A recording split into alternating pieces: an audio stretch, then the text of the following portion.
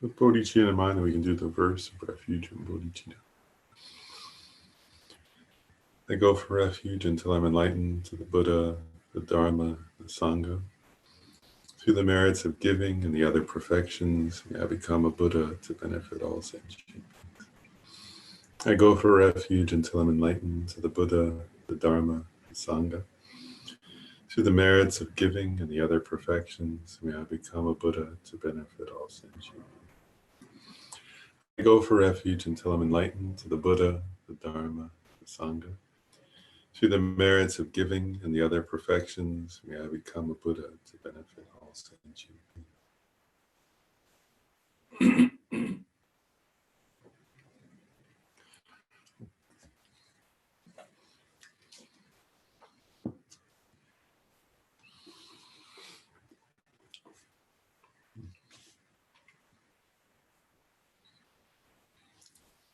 So, I had said, well, last class we had started, it was short because of the long life puja, but,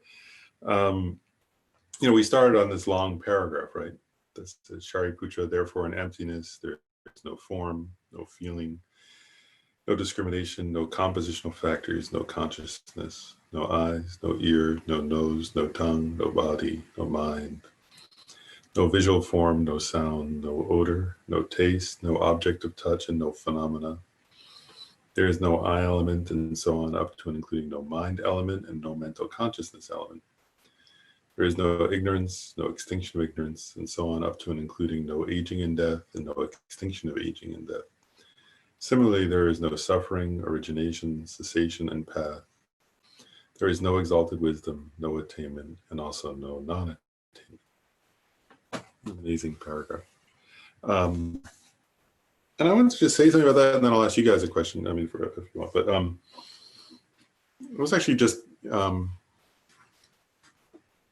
was thinking about that paragraph, and I was going to just read something. This is a Lama, Gareth Sparham, who's a wonderful translator, translated like 4 volumes, Lama Tsongkhapa's Golden Garland of Eloquence, which is his commentary. It's like 4 big volumes. It's his commentary to the Abhisamaya Alamkara. It was actually Lama Tsongkhapa's first great work that he wrote when he was a young scholar. But anyway, he says something that's related to this paragraph that I just wanted to share. It's actually about an earlier part of the path. Actually, in reading this paragraph, I'll just share this. Maybe I'll go off on just a small tangent. In reading this text, actually, and some other things, I was thinking, like,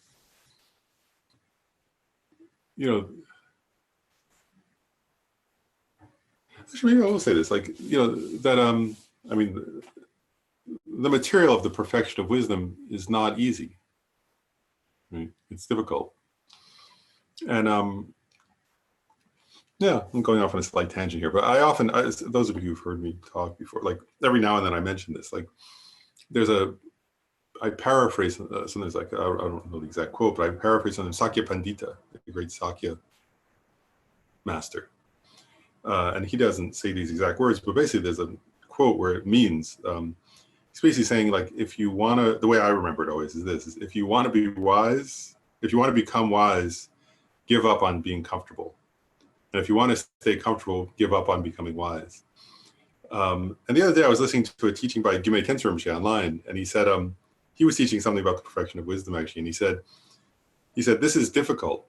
And he said, but you need the imprints. And then he said, because then what's difficult doesn't stay difficult, which was kind of saying the same thing, right? It's like, but I guess my point is like, we have to be willing to, like, actually, I'm just going to go off on a tangent. This is just a personal reflection. This is not part of the class exactly, but just a personal reflection. Sometimes I reflect on this point that, like, oftentimes people, like, sometimes you talk with, like, oftentimes people make the most spiritual progress when something bad happens to them. Have you noticed that? Sometimes it happens for you, for all of you guys. I'm sure some of you have had that experience. Like hardships bring progress sometimes. And then what I was thinking about was, I was like, sometimes I was reflecting on this, because, like, actually Shayla and I sometimes have these conversations like that. It was like, why is that? Why is it that, and it's like, when something hard comes that you can't avoid, it forces you out of your comfort zone, right?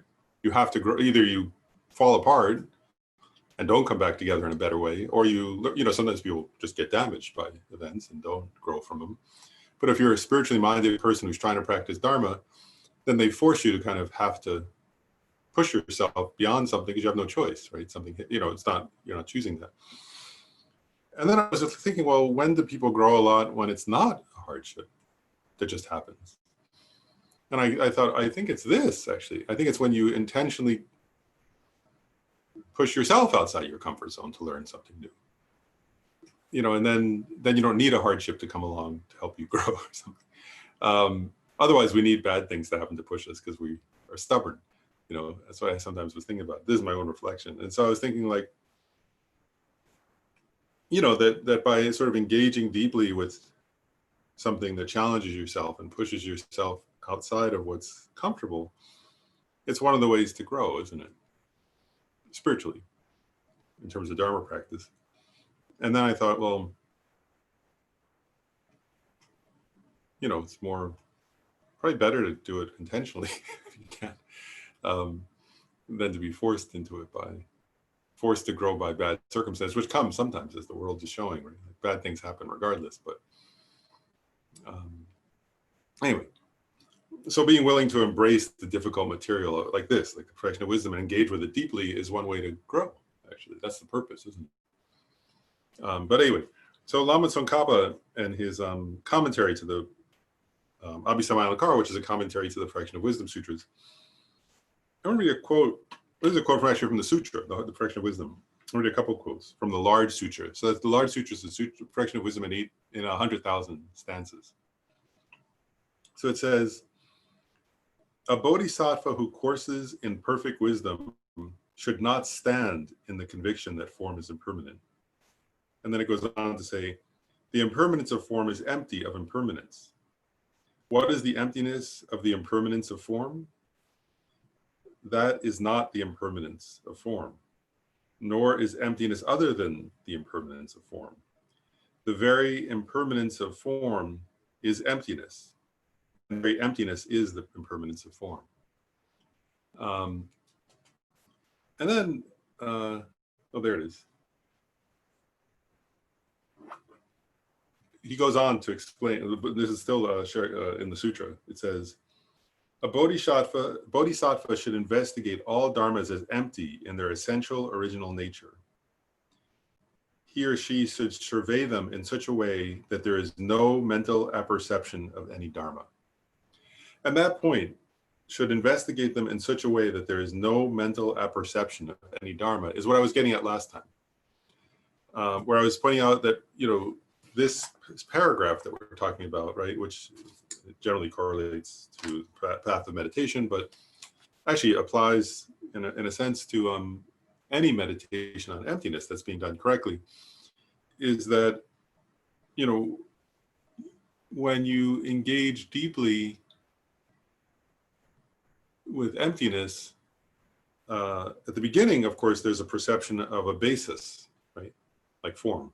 That's the example here, right? But once you do your what we call ultimate analysis, you should come to a state, right, where there's, either you could say no eyes, no ears, no nose, no tongue, no body, no mind, no visual form, no sound. No, you should come to a state like that. Or what he's saying here is a state where there is no mental apperception of any dharma, of anything, right? Of any, in that case, dharma means phenomena, of any phenomena. And so I suggested this idea just in this short class last week to, try to emphasize that, if you had the time, to try to meditate a little bit on emptiness with an emphasis on reaching a concluding state, right, of your meditation. So doing an ultimate analysis, and mean an analysis of the ultimate status of phenomena, right? And to come to a state where there's no apperception of any phenomena. That's a space, they call it sometimes a space-like equipoise. Right? And so what I said I would do, so I'll do it now, is just to pause and see, does anybody have any comments or questions about that before I go on to new material? Because that was where I left off. You don't have to, I just want to give a chance in case people have either comments or questions. Does Cynthia, you can unmute yourself probably. Yeah. I tried to do it, but it wasn't easy. Because I don't think I'm, of course, I mean, I don't think that there's a way for me to be successful in the identifying the objectively negated in, first of all. So I guess intellectually you're going through the process, right, to just try and do that.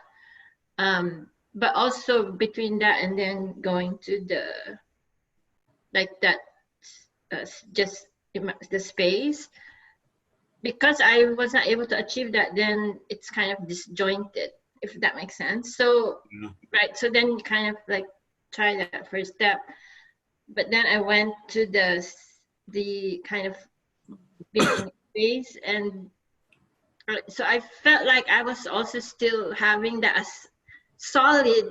So even that for me feels like it's still solid, if that makes sense. The space seems solid, or your sense of self seems solid? Yeah, when I was trying to be in a space, even that for me felt like I'm trying to find something that's solid. If that makes sense, I don't know. Oh, totally makes sense, yeah. Yeah, I just wanted to share that. That's great. I just want to say, like, that, I just want to make a quick comment, like, isn't that great? Like, there is, because I just think like what Cynthia just shared is so wonderful, isn't it? Because there's like, how does anybody start, right? Isn't it? Like, that's how we start, isn't it? By meditate. And, I was saying this, like, all the way up until the path of seeing, right? What we're actually doing is developing very slowly. Actually, they say like from the beginning of the path to achieving the path of seeing, for an ordinary bodhisattva takes one countless great eon. And what they say actually is that's what I was saying about embracing, what's the word? Embracing discomfort. It's a process. But what the bodhisattva's process is that you're developing like a correct, what do they call it? You're gradually developing a more correct generic image, they sometimes call it, or mental image, a mental understanding of emptiness. Right. And so we have to start with some image of emptiness, right? And at first it's going to be very, like Cynthia just described, right? It's going to seem very solid. It's going to seem very maybe intellectualized. It's going to seem very unclear, various things like that. But that's the only way, like if you think about the path, that's the only way to proceed actually. And then like the Dalai Lama often points this out. I was like, wow, that's amazing. Like what he says is like, a year later, right, if you check, like hopefully that image is just very slightly more accurate to emptiness. And that's what the Dalai Lama was saying. It's like it takes, and I was watching him the other night too, and he was saying like he spent 60 years now seriously meditating on emptiness. I think that was what he said, 60. I think it was 60. Seriously engaging with, and it's like, and he was saying, and he's still reading, and he's what, 86 maybe or something, and he's still reading and studying, Chandrakirti's texts. And the point is, it's like, that's the process, isn't it? Is we get the best image we can of emptiness, like Cynthia did this week, and then you keep working with it, and then you compare it to a text, and then you compare it to reasoning, and then you meditate again, and that's the only process there is actually.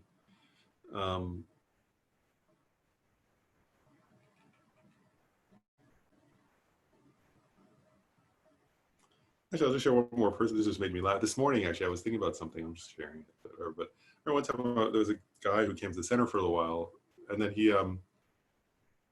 he wanted like his community, so he said like, well, why don't you stop? He had heard me give some public talk, I think once or something, and he said like, why don't you stop teaching these topics and just do like basic mindfulness? It'd be more fun, and like more people would come, he was saying. And we were having coffee. We were having coffee at a Starbucks. He asked me to meet him for Starbucks for coffee, and he said like, you should just stop that and do this. More people will come. And it was like he was identifying the community he would want. And it was really funny because I thought about it. I was like, oh wow, there are people who do that. Like that's not bad. I'm not going to criticize that. but I was like, that's just not interesting. I was like, I had to actually think about it when he said it. I thought, oh, that sounds so boring for me. Like, I was like, that's just not, I was like, that's this community he wants, but it's not like, it's not what the Dalai Lama is suggesting. It's not what Lama Zopa Rinpoche is suggesting. It's not, because it's not the hard work of figuring out these kinds of questions, right? Like, and what Cynthia's describing, I think is great. It's the hard work of like, wow, it feels disjointed and it seems very solid. It doesn't seem really like empty. And to me, it's like engaging again and again with that and just seeing what happens and comparing it to what the teachings say and then going back and trying it again. I just think that's like, what's the word? I'm not going to say endlessly exciting because it's only 3 countless great eons, like, until you achieve Buddhahood, according to Sutra path, right? But I'm just encouraging. I think that's the process that we're talking about. But did anybody else have a comment? Ryan? So, like once a month, I like to go to float therapy, where which is like sensory deprivation, right? You float in a dark tank I do 90 minutes. So I went last week and I meditated on emptiness, and it feels a little bit like cheating in a way because there's no, you can't see anything, feel anything, touch anything, hear anything. There's no sensory obstacles to get in your way. So you lose track of time when you're meditating for 90 minutes in a place like that. And so the funny part that made me laugh a little bit in there was, when I first like, I'm starting to get it. And it was purple. And we talked last week about it being a color and like, oh yeah, okay. But then after that, it's like, okay, I think the best representation of it that I had in the meditation was, it felt like I was very far below like the level of myself. I felt like deep in a hole somewhere and myself was way up here. And there was no phenomena or sensory input associated with that, other than the fact that I was vaguely aware of a self way above me. It just kind of felt timeless. It was almost a little scary. And then I got excited and then I lost it. But it's a good experience, and that was my week. That's cool. Wow. One thing I just make a quick comment again, like one isn't that great again, using different experiences, right? Like as a opportunity to meditate on emptiness is one great thing.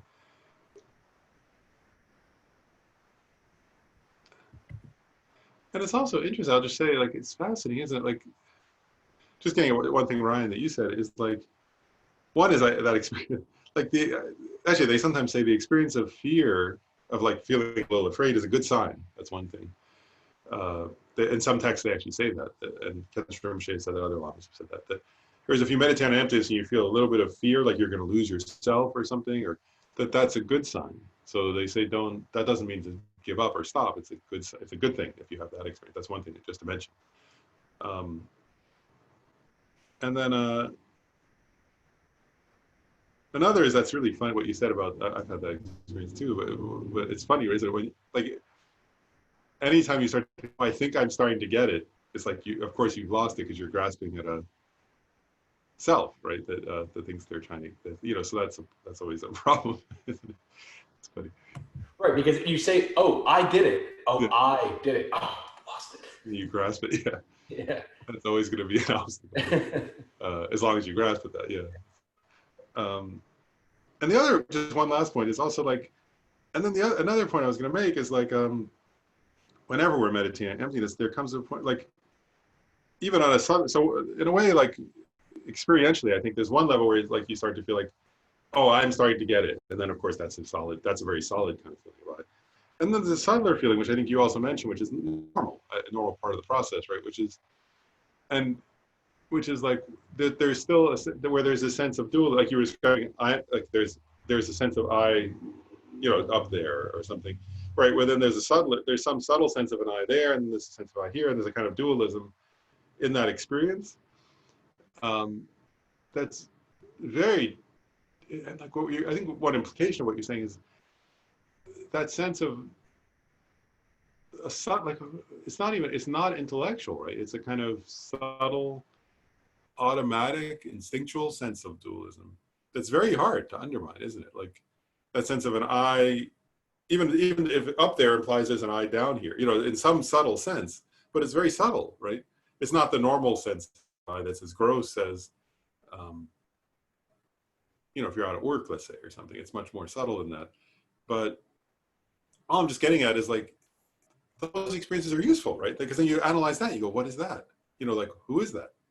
Who's the I up there? Who's the I down here? Is there some sense of dualism that's real, or is that just mentally constructed? And all I'm pointing out is that's normal. That's part of the process. And how cool to, again, just how do we progress unless we have these experiences and sort of look at them? And then we can, and it's like, I don't think that it's like a process of subtle, getting more subtle over time.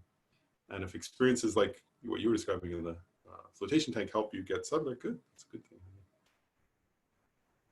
Other folks? Or anybody, either, whoever.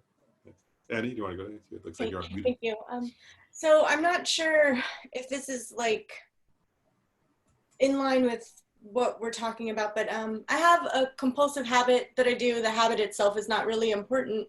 But I was noticing that, you know, as this has been going on the last few weeks, kind of like spiking, after the last session, kind of doing this homework, I was engaging in this and I was realizing that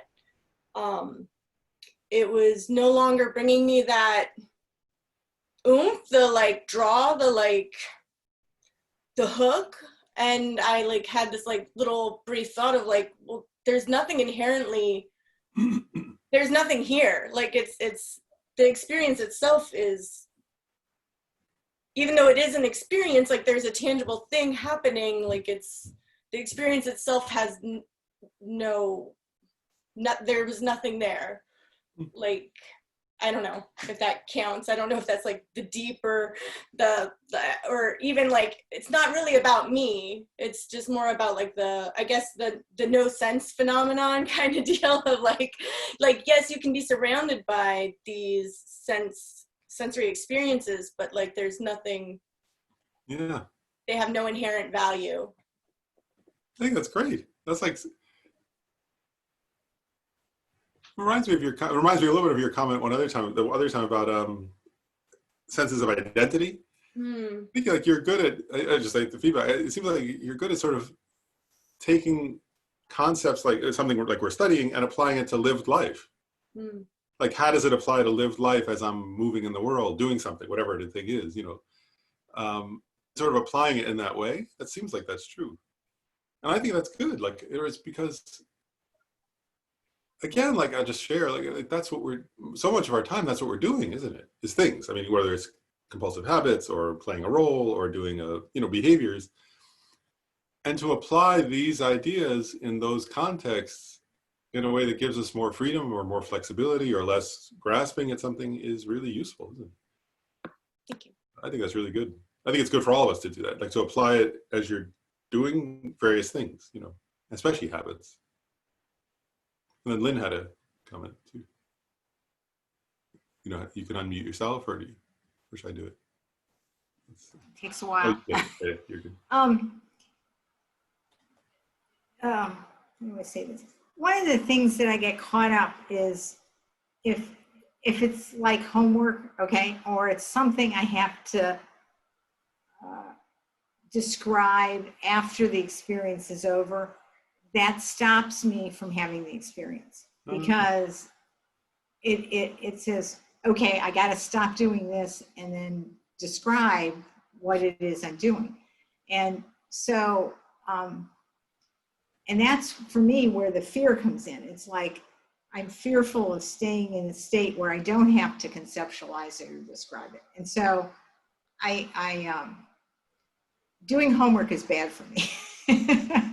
You know what I mean? It's like, because it forces me out of where I should be by the thought, once I get out of it, I'm going to have to describe it. Does that make sense? Yeah, yeah. So it's like it creates a distance.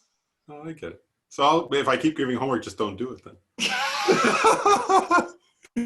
Well, I mean, you know, obviously for me, the idea is to incorporate the teaching and then do it, as opposed to practicing it and then reciting what I practiced. You know, does that I make totally sense? get it. Yeah, I totally get that. Yeah, you don't need, and it's not, I mean,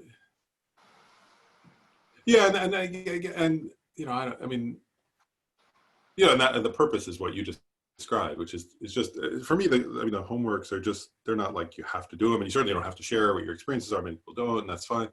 Yeah, for me, they're more just like, for people who are like, it's sort of looking, the reason why I even give them, one is sometimes at least interesting discussion, and the other is to give people something to sort of play with or work with, or, you know, in between. But yeah, I get it. That's not, and like, but yeah, it's not going to work if, I totally get that though. If it's like becomes a self-consciousness thing, like where you're then being self-conscious about, then that gets in the way, and that's fine. Yeah. Then, so I agree, like better not to, better to go on to plan not to share, than if you feel like sharing, share. Well, you know what it seems like? It's like when you play music, you have a technique and you really focus on the technique and tear the piece apart and play it in different ways. But then when you actually play or perform the piece, you don't do it that way.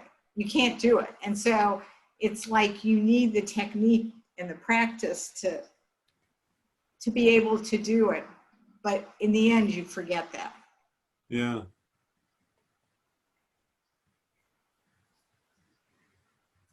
But it is like that, isn't it? I mean, it's similar to the point Ryan was making, in a way where like there is a kind of, what's the word? Like, I like your analogy to music in a way, although I'm not a musician, but I get it. Like, where it's like with these techniques of meditation, like up to a certain point, there is a kind of self-consciousness, right? Like, am I doing it right? Am I getting it? Is this the, you know, and then, but, and the idea, I suppose, isn't it, is that at certain moments, like a jazz musician or something, the technique should fall, I mean, the self-consciousness of the technique should fall away, or even the consciousness of doing a technique should follow, like that it should become a natural thing. But I guess, but like you're saying with musicians, that only happens through the, I mean, musicians have to start with self-conscious practice, right? Doing exercises and whatever. And then there comes a point where, and it's, I guess it's not even a point, is it though? Isn't it? It's like, it's more like a dialectic or something, isn't it? Because like musicians go home and practice after a great performance. And even sometimes in practice, the technique part of it may fall away and they may just be in the zone or something, right? But then they come back. That's interesting, yeah. Because I think meditation should be like that, shouldn't it? Where sometimes the technique, the self-consciousness of doing a technique needs to fall away. Is that kind of what you're getting at? Yeah, it's like the interplay between the two. Yeah, that's really interesting, isn't it? Because yeah, at a certain point, it needs to become a kind of natural, and that's even what they say, isn't it? Is like sometimes with various things, they call it like contrived sort of practice, and then uncontrived. And what they say is that, right? I was saying that one time that like uncontrived practice only comes through contrived practice. Like that through contrived meaning like effort, with effort, like a musician practicing, that then there comes and that's really interesting, that like, you know, it's like if you think of a good musician, there's the contrived hours and hours and hours, right, of like for great musician, and then there's the uncontrived, this is kind of spontaneous expression of something, but that it's a dialectic between contrived sort of self-conscious effort and then a natural sort of, that's just really interesting. Huh. That's cool.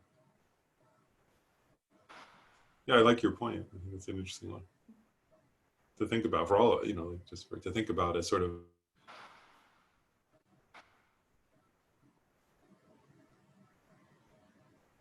yeah, and when does the, you know, when's the right time, you know, it's interesting, right? And when's the right time to be less self-conscious, and when's the right time to be more, so it's just, and we make mistakes, I think, and we try, and we sort of, you know. Is that your experience too? Yeah. I mean, it's, how do you want to say? It's like you don't want to get too tied down in the technique. because then you lose the end game, the end thing where you want to be.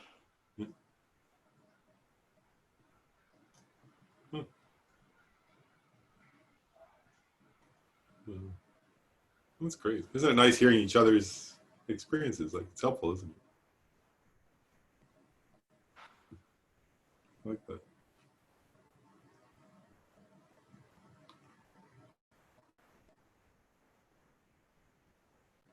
Some of the, actually, I'll just make one more comment, and then Cynthia. Just one more. I'll just share this, just to maybe think of it. Like, some of you may know. Probably, I'm not sure. Well, a few of you were around then. We have a friend. Now he's a friend, but he used to come to the center pretty often. Mark Ramirez, who's a great violinist, a world-class violinist. And one time we were doing a retreat with Kensho Rinpoche, and he played, and he's an amazing musician, and I was saying, like, wow, like, it was just like so beautiful, and he plays classical music mostly, and I was saying, like, wow, like, how much, we were talking about practice, he had to practice even in retreat, he was on a spiritual retreat, he still had to, and he was like, what was it? I can't remember. It was something like 5 hours a day of, like, I was like, and he's around my age, I think. So it's like, he had done that for, I don't know, 40 years or something. Like, and that's how he's that good at violin. But it's like this idea of, like, and yet when I've seen him perform, and it's like, he's so, you can see he and his wife perform together, and there's no sense of self-consciousness when he's performing. He's so passionate and so present. I'm like, it was just struck me. I remember when I was talking to him, I was like, wow, that spontaneity and presence and sort of naturalness that he has when he performs is not disconnected. That's what he was saying. It's not disconnected from, like, I think it was 4 or 5 hours a day of practice. He was like, and when he's on, that was it. He said when he's on break, he does 2 hours a day. He's like, that was his, when he's getting ready to perform, I think it was 5 hours or something like that. I was like, wow. And then he's so spontaneous, but it's so connected to 2 hours and 5 hours a day of practice. I was just like, that he really taught me something about that dialectic of, but Cynthia, you have. So I just have a question, or maybe you can comment. So in that exercise, so I'm just, as people were talking, so when you do that, trying to negate the object, so in a way, aren't you in a state of dualism at that time when you're trying to analyze anyway? So then at that point, that maybe you think that, yeah, I got it, or at least where you're, at least in your own way say, okay, I'm gonna hold on that. Then and I'm trying to, like, use this so that I could try it next time, maybe kind of enhance or kind of improve or get closer to it. But so at the moment that then you hold that you think you've negated, then you're wanting to release, right? But if you were in an intellectual, you were analyzing, really you were in a state of dualism. So I think that's partly why I had difficulty, because, right, so I was now, right, I'm going to that next step of, okay, whatever I have, I'm going to try and hold. But I was still in that sense of analyzing. So maybe that's why it was difficult. So can you comment? Yeah, thanks. Oh, that's really interesting. Yeah. One is, I would say a few comments. Like, one is, you're absolutely right. There is a sense of dualism when you're doing the analysis, because it's an intellectual process. I mean, that part is dualistic.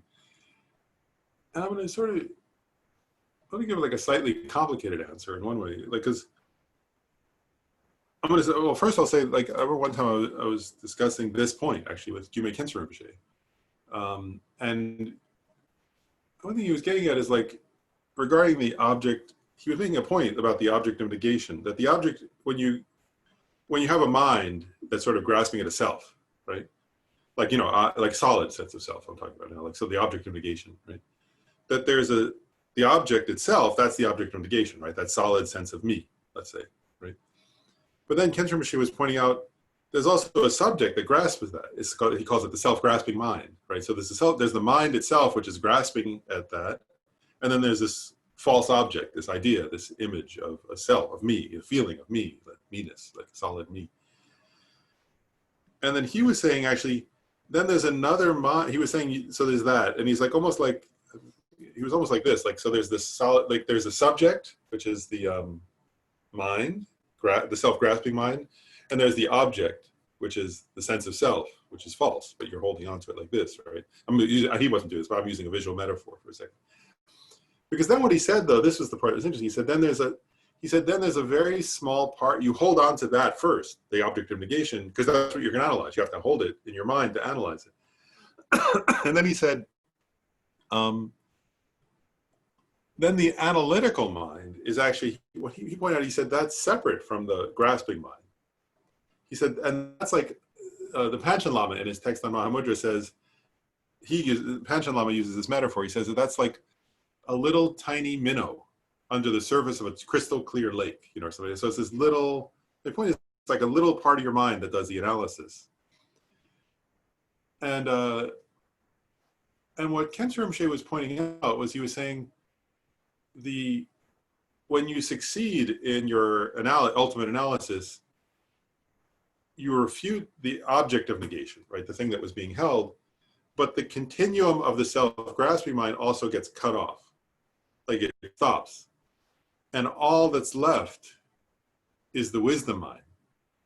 The mind that was analyzing is all that's left. And at that point it rests in awareness of what is discovered, which is emptiness. So he was making this point, which I'd always focused on the negation of the object of negation, meaning the object grasp at that solid sense of self. But what Khenpo Rinpoche was pointing out was that even the dualistic holder of that, the mind, the self-grasping mind, that's what he called it, that also gets cut off, is what he was saying, because it's by nature connected to the object, the self, the object of negation. And so he says the continuum of both of those get cut off. And then all that's left, I think the way he put it was that, he said, all that's left is a wisdom mind, a wisdom awareness. And now I want to just complicate things slightly, though, because, and then again, so then you're trying to be in this kind of state that's kind of not dualistic, right? That's what you were indicating, I mean, you were correctly pointing out. And yet, up until the path of seeing, there's always some subtle level of dualism. So that's the tricky part. So the non-dualistic is an approximation for us. Like, in other words, we try to, so once you cut off the object of negation and the self-grasping mind grasping at it, you kind of abide in this wisdom. Right, yeah, that's right, Paul. But I guess what I'm getting at is that up until, like, for any ordinary person, there is still some subtle sense of dualism. But the idea is that you don't dwell on that you're trying to mitigate that you're trying to just like more and more fully absorb your mind in that state of emptiness. But they say even for, and so you don't focus on, oh wow, there's a subtle sense of dualism, because that's just reinforcing it. So it's there, unfortunately, but what we're trying to do is more and more kind of, and if you think of it like this, like, if you think of like an ordinary experience, when, like when you sort of get in the state of flow and you're fully absorbed in any ordinary activity, right?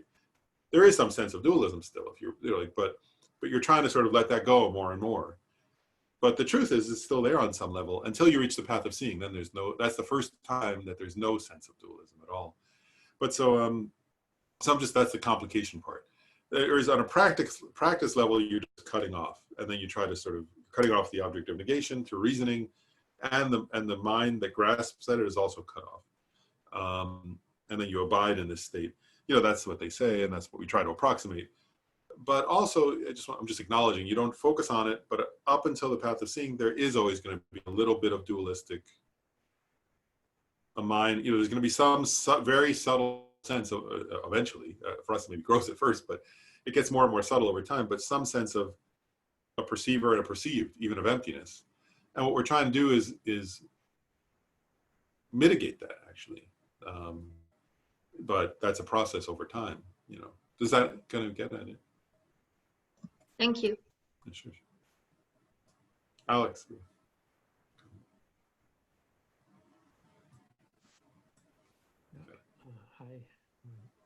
Hi. You've talked about this stage of the path of seeing, to me, it sounds like kind of a sort of a breakthrough, or kind of some kind of an accomplishment. I'm wondering if, do you think if a person had sort of, say, tended to carry a lot of anxiety, or was sort of a worrier, or had some kind of personality structure, would that be changed at that point? Would that experience of insight into emptiness change a person's personality? That's an interesting question.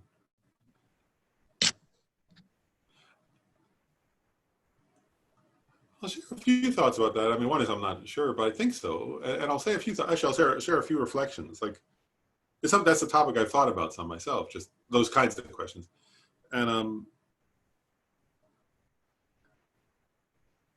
I'll share a couple of points. Like, actually, one point I'll share, like, one day I was asking, I was talking, well, actually, for sure, that would change a person radically in many ways, you know. And one day I was talking to Ken Rinpoche, actually, and I was saying, like, I was asking him something about, even way before that, like, so that's a humongously profound level of realization. And one time, Ken Rinpoche was saying, even when a person gains much long before, because that's a direct realization of emptiness, but long before that point in the path, a person gains what's called a person realizes emptiness, like through, what's it called?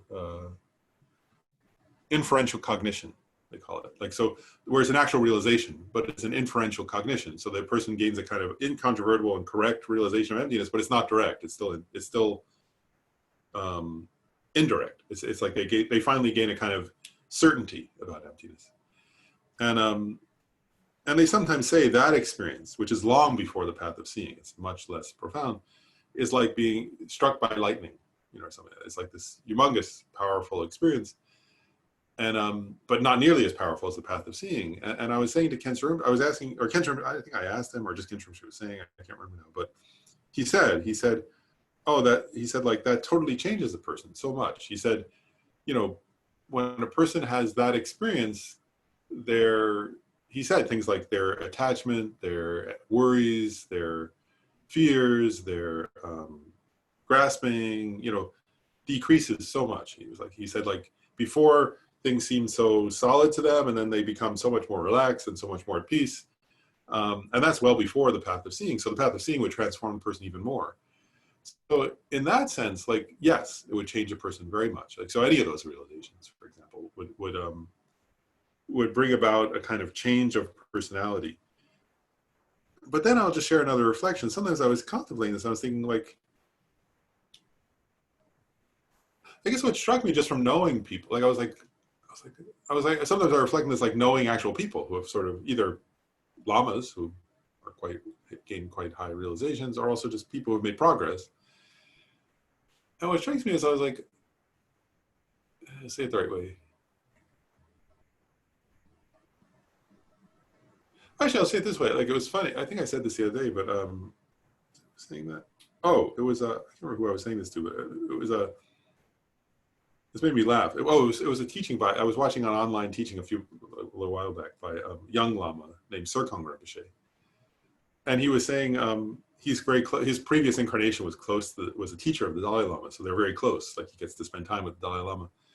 And this just made me laugh. He was saying that people give the Dalai Lama iPads, I guess, like, you know, other gifts of value, and he just, like, puts them somewhere. I don't know. He's like, use an iPad, right? And then what Serkong Rinpoche was saying was, like, one day he was there, and, like, somebody was coming to visit the Dalai Lama, a younger person, and the Dalai Lama said, "Oh, we got to find a watch to give him." And Serkong Rinpoche, who's young, said, "I think the person would prefer one of those iPads. You know, like, he's a young guy. Young people don't use watches. They'd rather get an iPad from the Dalai Lama." And he said the Dalai Lama kind of looked at him and then said, "Let's get that watch." And part of the point being, like, he was like, well, the Dalai Lama likes watches.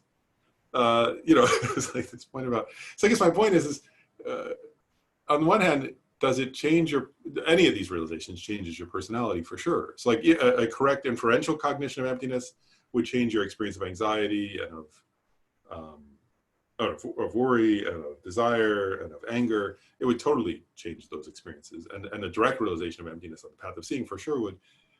But I guess I'll just share, like, I was remembering, like, hanging out with Reber Rinpoche, who was a very highly realized master, and he was like, you know, he would joke with me because he liked sampa, because he grew up eating sampa, you know. So I guess my point, like, which is Tibetan breakfast food or something, you know. And so I guess my point is like, it changes your, I think it does change your experience of those things, yes, but it doesn't change everything about a person. That's my point. That's all. But does that answer your question? Well, I'm kind of thinking as you're talking about the idea of kind of a gradual and sudden path where you might practice a kind of a cultivation of mindfulness, which helps you to feel more comfortable, you know, a bit. But you might also, there might be a reason to sort of be hopeful that it's possible to have some kind of a experience of insight, which actually is could result in a more enduring experience of health and well-being, you know. Yeah, no, and they definitely say that's true though. In other words, that you know, as you well, again, I'm just thinking about, there are many like layers or levels of realization before the path of seeing. So there's the path of seeing, but there's like the path of preparation. There are these experiences that they describe in the text, actually, like whether you achieve what's called the 5 powers or the 5 strengths. And what they say, actually, I'll just share this because I think it gets at your point, is what they actually say is exactly that as a person progresses towards the real, like different levels of realizing emptiness, let's call it, what happens actually, I'll just share this because for me it was actually a relief in a way when I, kind of what you're getting, when I first understood this point, studying it, just reading it, you know, and hearing teaching, where I was like, what they were pointing out was that at the beginning of the path, like when you first start to meditate on emptiness, what I was realizing is like, it's implied, they don't say this, but they point out that on a certain level you gain this power. And then I was like, oh, so your meditation on emptiness before that point doesn't have that power. So there's a level of the path where you think about emptiness, you know, contemplate emptiness, but it doesn't yet have the power to overcome a mental affliction because it's not strong enough yet.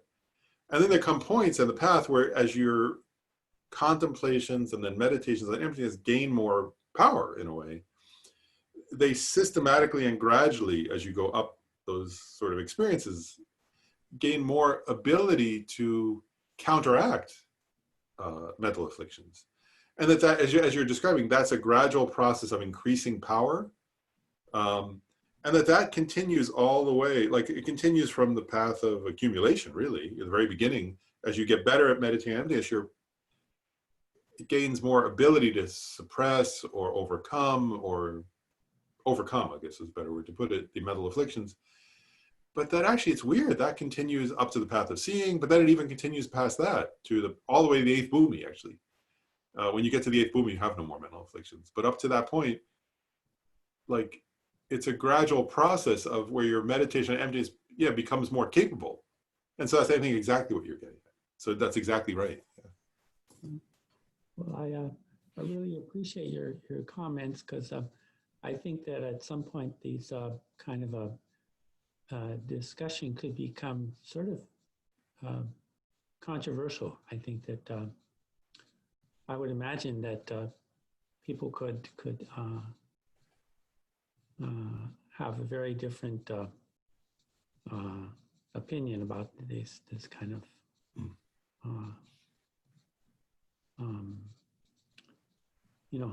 experiences like that. Yeah. I don't know. Yeah, like if you think about it though, like it's people, like, and I'll just say one more thing, like about this idea that it's one is like, so I guess I want to say 2 more points. Just one is, it becomes then, this is part why I personally felt relieved at the time, when I realized that this point I was sharing is like, I was like, well, I had to admit, I was like, because part of it, at the time I remember thinking about it, I was like, well, because my meditation emptiness, at that point I was going, it's not stopping any of these mental afflictions. I was like, so what's wrong? You know, and I was like, well, of course it's not. Then once I studied that, I was like, oh, of course it's not. I'm not at that level yet. Like, that's fine then. Just keep going. You know, it was like, at first I thought I was doing something wrong. And then once I read that, I was like, well, it wasn't supposed to be able to yet. That's at a different point in the path. Like right now, as I'm just getting, at that point, I was like, I'm just trying to get some understanding of what emptiness is. How can that's not going to stop the mental afflictions yet. But then also, when you look at someone, there are many lamas like this, right, who have gained some kind of high level of realization, where you look at them and they were, you know, like, you know, Rinpa Rinpoche was an example of this, but there are many lamas like that, where, like Rinpa Rinpoche, who said, you know, while he was tortured, he had compassion for the torturers, and he never, you know, although his body was suffering, his mind was in a state of joy. And you say, how can that be, right? But part of how that can be is he had realized those things before he ever went to prison. He had those realizations. So it was not, especially a bodhicitta in his case. And so part of it is like, if you study the Buddhist sort of teachings on this, it's that at different levels of the path, you have more different abilities to have mental peace, actually, despite whatever external circumstances arise. You know, and that you can't, and I guess what part of what I'm getting at is, on the one hand, if you're at some advanced level, then that's the natural outcome of that. And the other, though, is if you're not at that level, you could pretend, you lie, you know, then it's a lot, then you'd be lying to yourself to say, I am, you know, it's like, it's just not, you're not there, then you have these experiences and they arise and the mental afflictions come, and that's also normal. And it's like, it's a process. So anyway, that was what you had. Thank you. Any others, or should I start the other topic now, or just realizing it's like, maybe I'll start on the next, the next part there.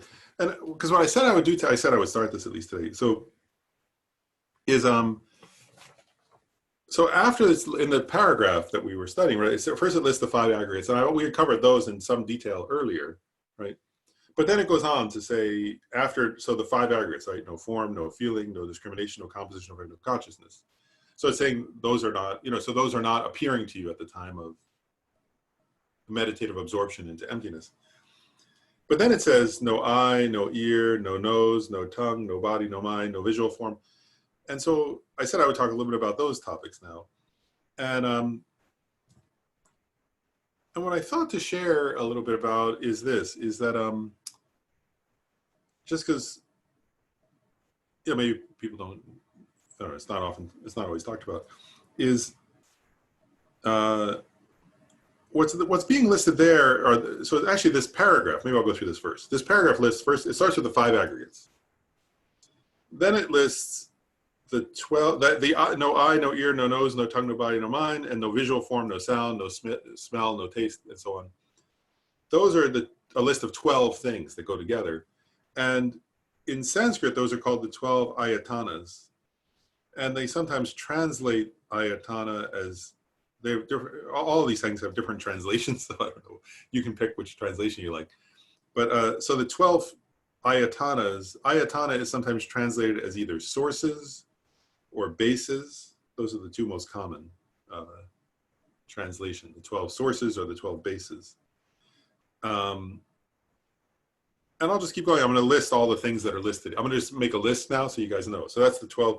So it lists the 5 aggregates, then it lists the 12, I'm going to call them Ayatanas. And then it says no I element, and so on, up to and including no mind element and no mental consciousness element. So that's a list, that is a reference to the 18 dhatus. And the dhatus, they call elements, and usually that's translated as elements in English, but sometimes it's translated as constituents. So again, I'm giving, you guys can choose. But so you get it, the 5 aggregates, the 12 ayatanas, the 18 dhatus, or elements, calling it. Then it lists, this paragraph lists the 12 links of dependent origination, right? That's where it says no ignorance and no extinction of ignorance, up to and including no aging and death, and no extinction of aging and death. That's a reference to where the up to and including is 12 links, right? So, and where it says no ignorance and no extinction, it's the 12 links of dependent origination in the sequence that gives rise to samsara. And then where it says the no extinction of ignorance is the 12 links as they give rise to the cessation of samsara. So those are listed now. Then it lists the Four Noble Truths, right? Where it says no suffering, origination, cessation, and path. And then it lists the resultant state. No exalted wisdom, no attainment, and no non-attainment. Those are resultant states. So that's what this paragraph is about. It's negating, it's saying no, and then it's negating all those categories. And so what I just thought to talk about a little bit is like, I was like, well, maybe people don't know what those categories are, right? Like the 12, for example, the 12 Ayatonas and the 18 Dhatus and so on. So just to talk a little bit about that, seems like it might be useful. You know, because also how do you use something as a basis for meditation on emptiness if you don't know what the basis is, right? You have to, whereas because like we went over the 5 aggregates, right? So because you have to know what the 5 aggregates are to use them to meditate on emptiness. But then if you want to, here it's suggesting also using the 12 Ayatonas, for example, but how to use them if you don't know what they are. So yeah, there's time to at least do the 12 Ayatonas and so on. Well, we could probably do both, at least the 12, maybe we could do those. So the 12 Ayatonas, or bases or whatever, are the 6, so it's, and it lists them here, but actually it's important, it's not totally clear, I think. What it's referring to are the 6, they call them the 6 sense faculties, and their 6 corresponding objects. And so let's just talk for a minute about what is a sense faculty though.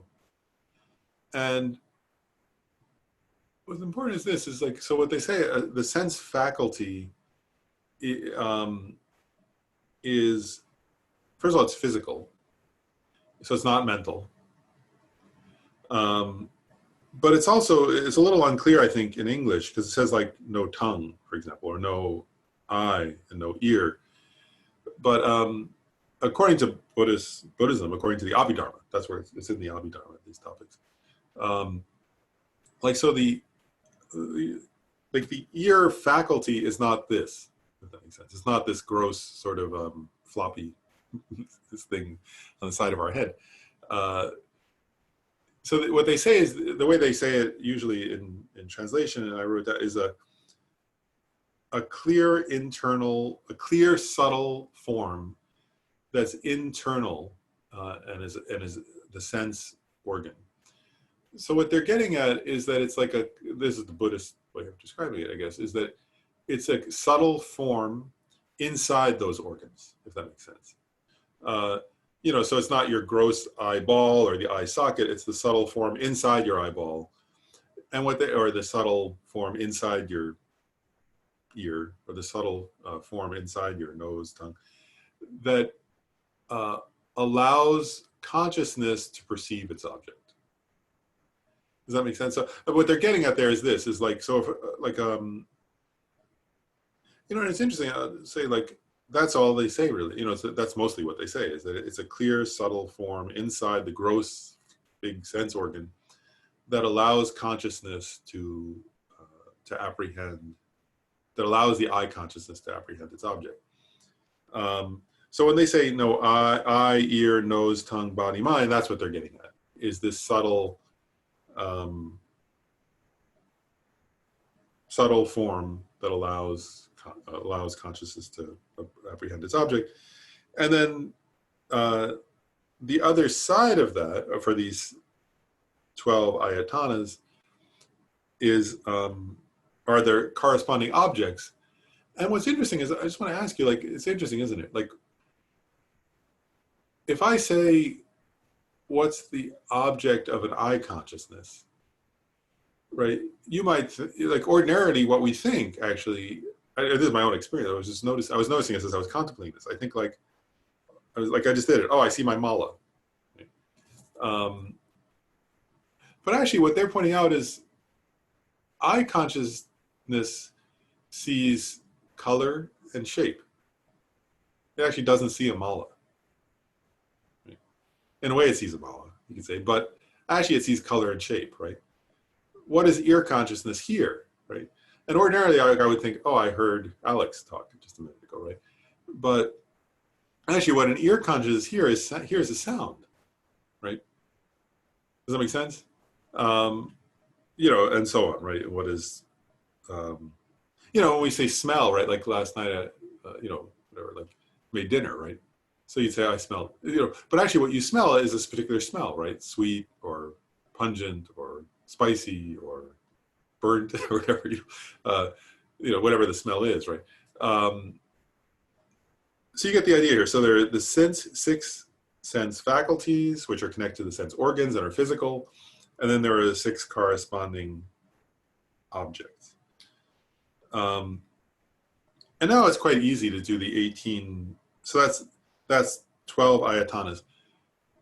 And now I'll say this. And then now it's easy to switch to say the 18 dhatus, or constituents, or elements. Elements. Yeah, that's what they call it in the sutra here. The translation, he translates dhatu as elements, so I'll say element or dhatu. So the 18 dhatus include all the things that are part of the ayatana. So it includes the 6 sense faculties. There are 6 corresponding objects, but then it also includes the 6 types of consciousness. So I consciousness, and these are mental, right? These are mental. These are not physical things. So you know, so you see, it's adding something different, right? There's the 6 sense objects are physical, and the 6 sense or not, they're not all physical. It's the mental awareness, but I mean, so the mental objects are mind, but here we're getting at the what wasn't included before are the eye consciousness, the ear consciousness, the nose consciousness, the scent consciousness, taste consciousness, tactile consciousness. Those are now added in. So it includes the 6 sense faculties, there are 6 objects, and the 6 types of consciousness. So then you get 18. Now I want to say a few things about this. So that's what those are. But now I want to say a few things about those.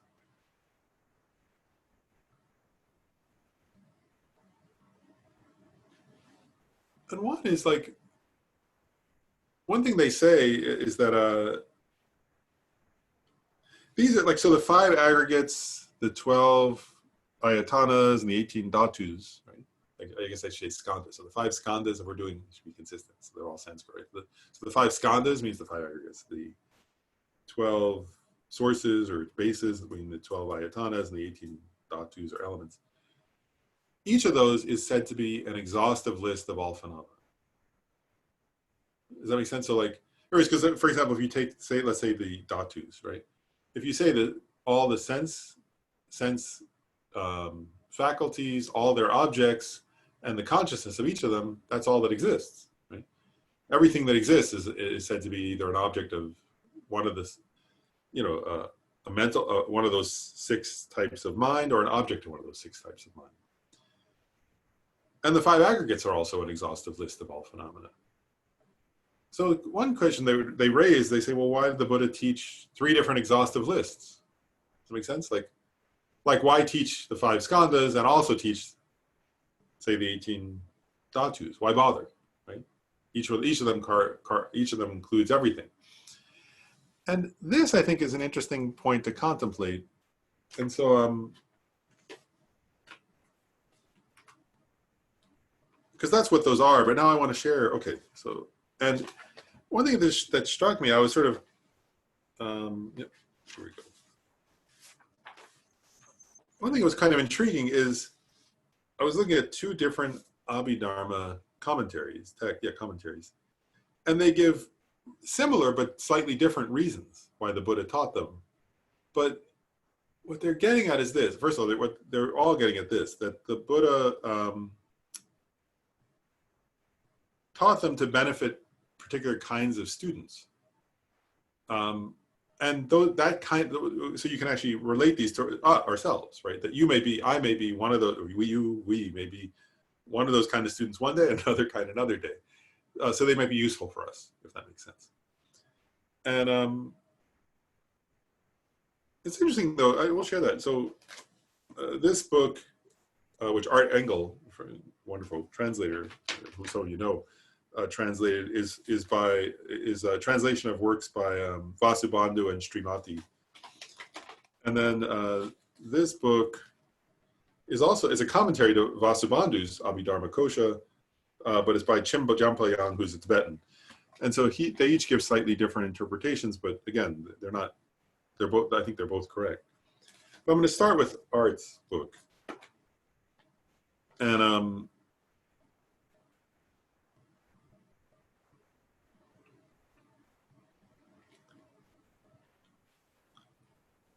going to share, like, he says that the 5 aggregates were taught. So in this commentary by Srimati, it says, the Buddha taught the 5 aggregates to help us overcome our own instinctive or acquired, belief in unity, is the word Art used. So like a unified singular self. And what he says is,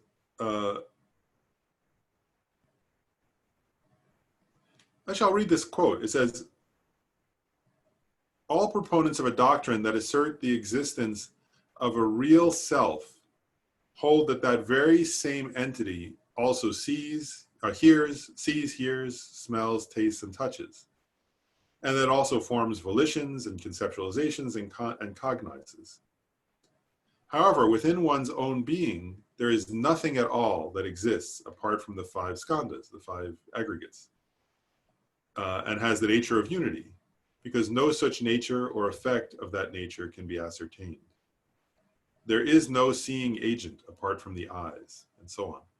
So what he's getting at here, it's very interesting, isn't it, is that why did the Buddha teach the 5 aggregates?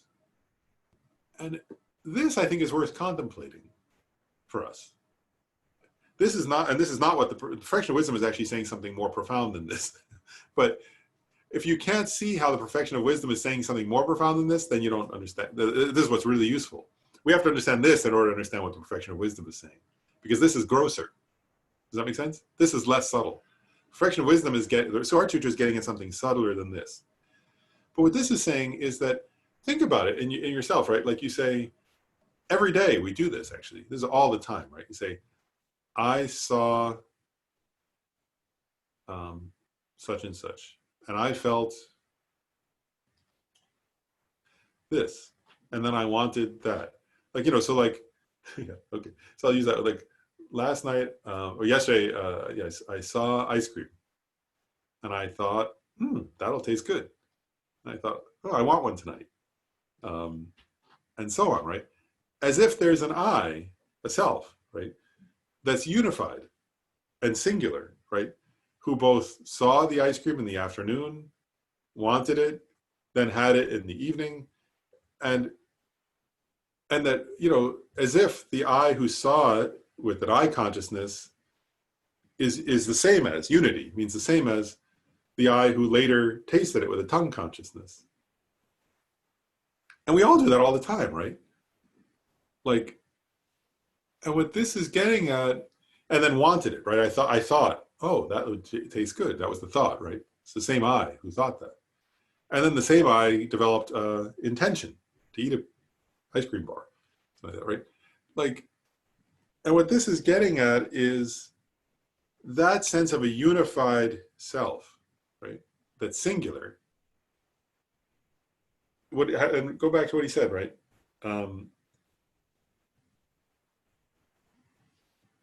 Within one's being, there is nothing at all that exists apart from the 5 skandhas, the 5 aggregates, that has a nature of unity. So it seems like there's some, doesn't it seem like that though? It seems like there's some unifying principle, right, in your being, doesn't it? That sees something and then wants it, and then develops an intention, and then decides to take an action, right?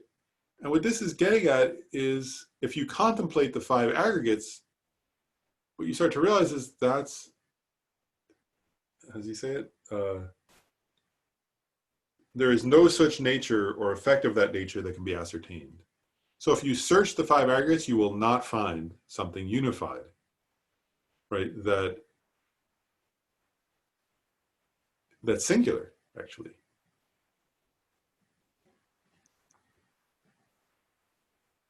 And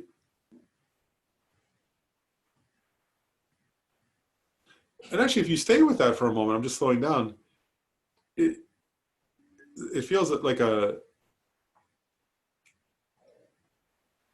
either you should feel, if you're you should probably feel either like, yes, there is, or that seems weird, or that seems disturbing, or that seems bizarre. How could there not be a singular me? Like, and what this is getting at is, check, there isn't, right? Check for yourself, analyze it, right? There is not a unity, there is not a singular you. Then Srimati's commentary says, all right, then why did the Buddha teach the 12 Ayatonas? And what he says is, and again, I'll just read a little bit. He says, it's to help people who believe in an experiencer. An experiencer. That's interesting, isn't it? He says, all those who profess belief in an experiencer describe the self as the entity that experiences the favorable and unfavorable results of virtuous and non-virtuous karma that are distinguished in terms of pleasurable and painful feelings. And the entity that experiences such objects as forms, sounds, and the like. Thus, the bases were taught, these 12 bases, or Ayatonas, were taught as an antidote for this form of belief in a self. And then he goes on to say, the entity that experiences forms, sounds, smells, tastes, and touch are just those 12, the 6 are the 6 senses, the six sense faculties.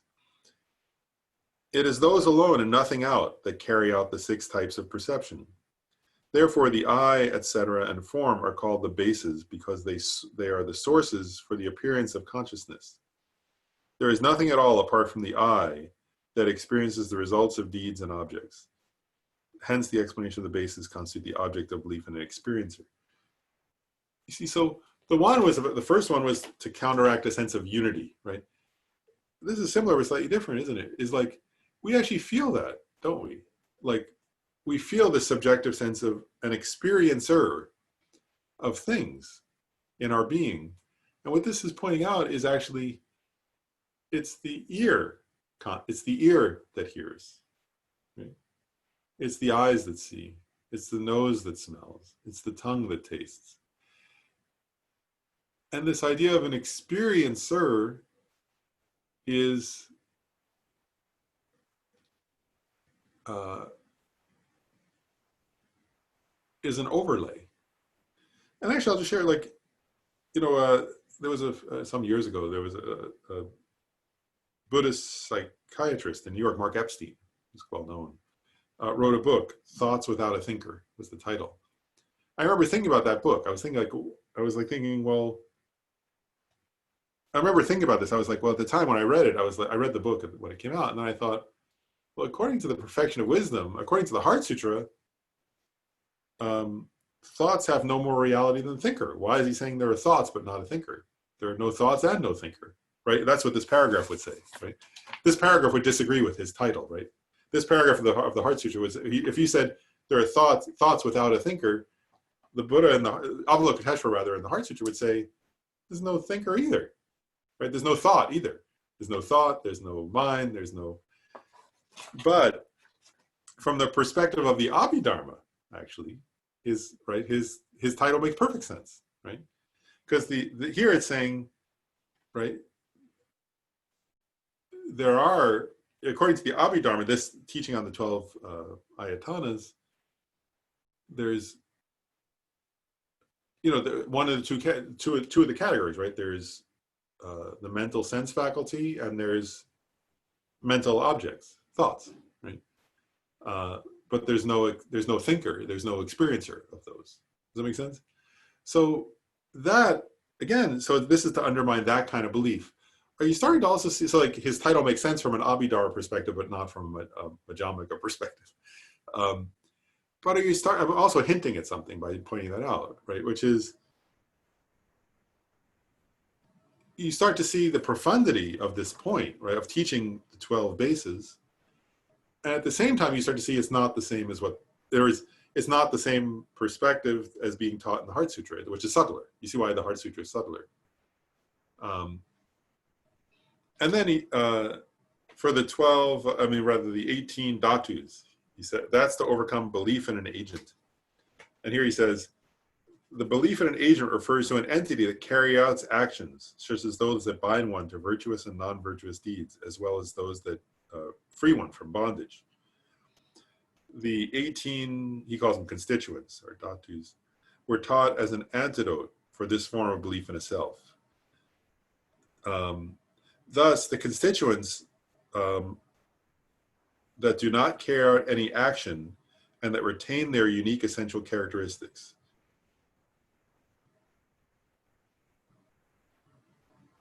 And part of what they're getting at here, which is really interesting, isn't it, is that like what they're saying actually is that he's connecting it to karma, right?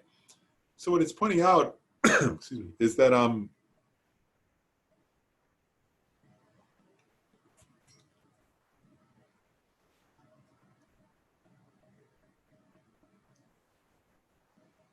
actually really interesting, isn't it? Like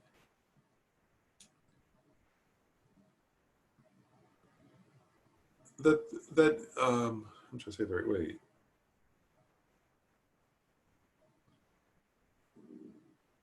You know, what he's getting at in part is that there's a karma, and the previous one was implying this too, but that a karmic cause gives rise to an experience. A karmic cause you created in the past, cause and conditions, right, from the past, give rise to an experience, right? And the eyes see, and the ears hear, right? And actually, and then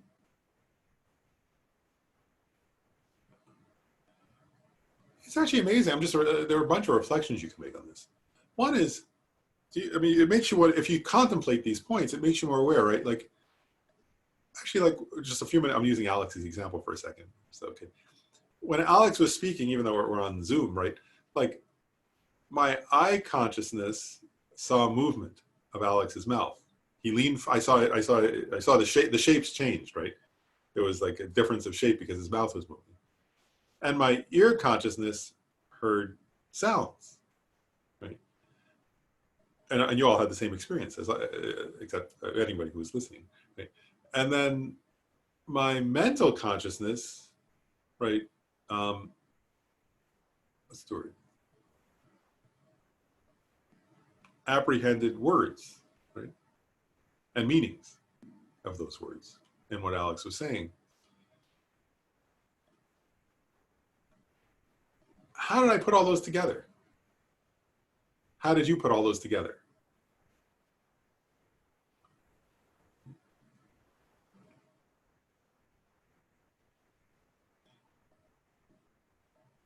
And you see how naturally we do that, so naturally, don't we? All the time. And this is not saying that's wrong to do. It's just saying it's constructed by our mind, right?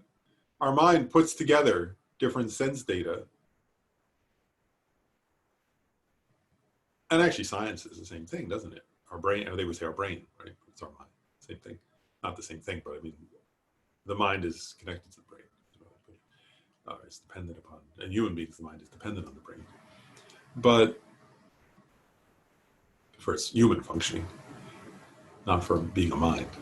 But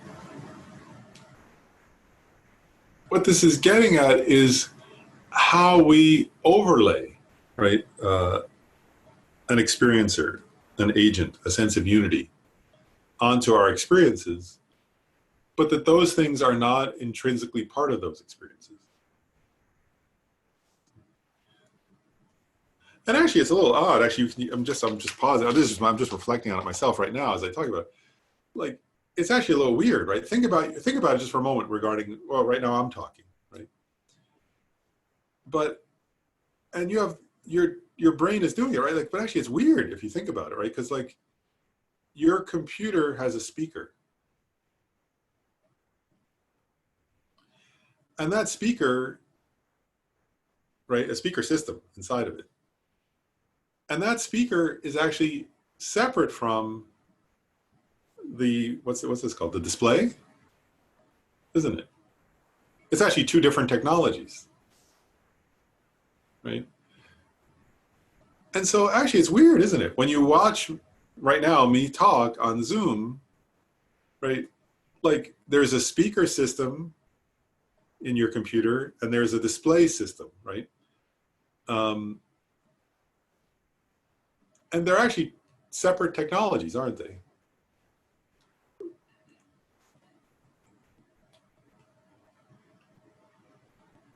But naturally, your brain puts them together, right? Your mind puts them together, sorry. Thinking Lauren's talking, right?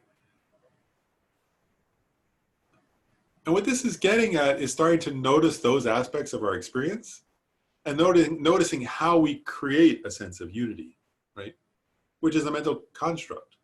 How we create a sense of an agent and a sense of an experiencer. And now I want to connect that for a moment to the other commentary, the one by Jim Jumplayan.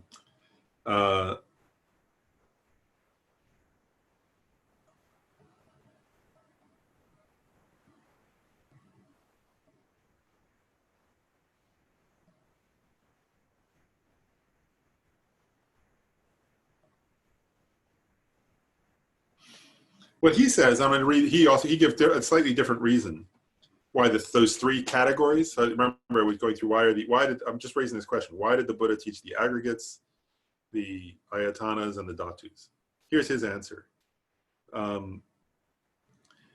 Therefore, the three categories of aggregates, elements, and bases, and so on were taught because ordinary disciples possess 3 degrees of confusion, and 3 degrees of intellectual faculty, and 3 degrees of preference. And this is I'll just read this one part here.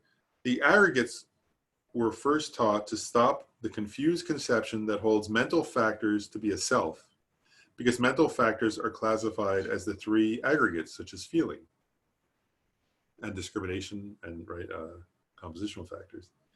The 12 bases were taught to stop the confused conception that holds form to be the self, because form is explained through differentiating its 10 bases. The 18 elements, or dhatus, were taught to stop the confused conception that fully holds both form and consciousness to be the self, because form is differentiated in 10 elements and consciousness is differentiated in 7 elements. And it's, you see, I mean, he presents a different presentation, but he's making a similar point if we just sort of, in a very general way, think about it, which is, you know, what he's getting at is again, like that the Buddha, what's the word, broke things down into these different kinds of categories, right? And so, and what he's getting at though is this, is that if you think about the 12 Ayatonas, they emphasize the physical, right? And so he's saying for people, when you're in a state where you're particularly grasping at the physical as yourself, you could contemplate those 12 and it will undermine your sense of grasping at some kind of singular, unified self. And then if you're grasping at mind as the self, if you think about the 5 aggregates, you'll start to realize, well, consciousness is not the same as feeling, which is not the same as discrimination, right? And that will undermine your sense of grasping at consciousness as the self, or mind as the self. And then if you are grasping at both body and mind as yourself, right? If you think of the 18 dhatus, then you'll start to realize, well, you know, there's the mental faculty and the mental consciousness and objects of mind. There are the the eye faculty, and there's physical, there's a shape and color. You know, and you search those and say, well, where is that solid self? And what he's getting at is that, so each of those lists is useful at different times when you're grasping at a self in a different way. and that we need, you know, what he's getting at there is that, you know, that we need what's the word? Like, yeah, these categories or descriptions of the elements or parts. That's where the translation elements is a good element, is a good translation. The elements of ourself, of our sense of the elements that make up the basis on which we label a self. Because if you search those elements, you don't find that self. You don't find a unified, singular, independent self. And what you realize is that the self is labeled upon those aggregates or those dhatus or those ayatonas.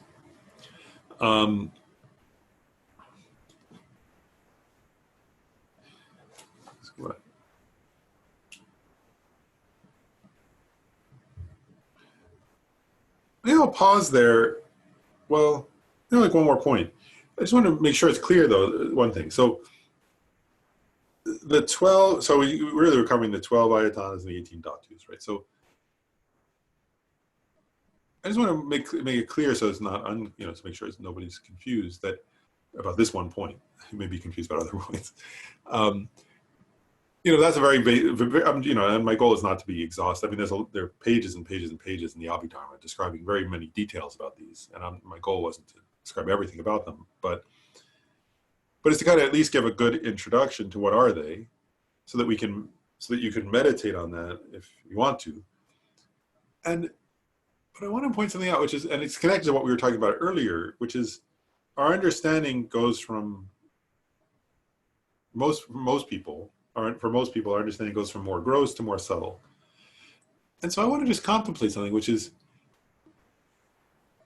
can you tell the difference between, now we're getting at I'm just raising a philosophical question, but it's also a practical question for meditation. Can you tell the difference between the presentation of, I'm going to call it selflessness, as being presented here from the Abhidharma literature, and the Madhyamaka, the middle ways presentation of emptiness, radical emptiness, as being presented in the Heart Sutra?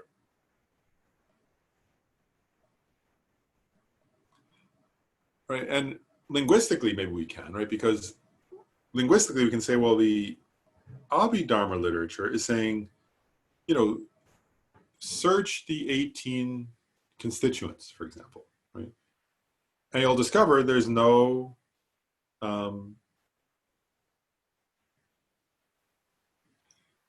self abiding in them.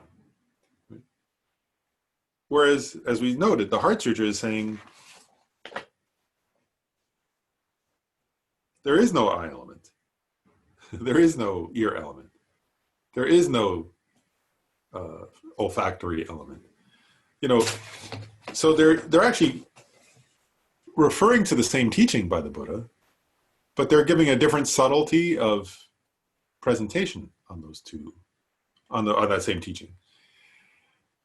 And the reason why I'm raising that, as I always find this fun, actually, interesting, is it's like sometimes you have to, I mean, if you sit and contemplate, maybe this will be the homework suggestion if you want to do it, but not for Lynn. I'm joking, of course, but it's up, you do what you want. But anybody do what they want. But my point is this, is like to contemplate, just to sort of, I mean, this is not even a meditation, just as a contemplation.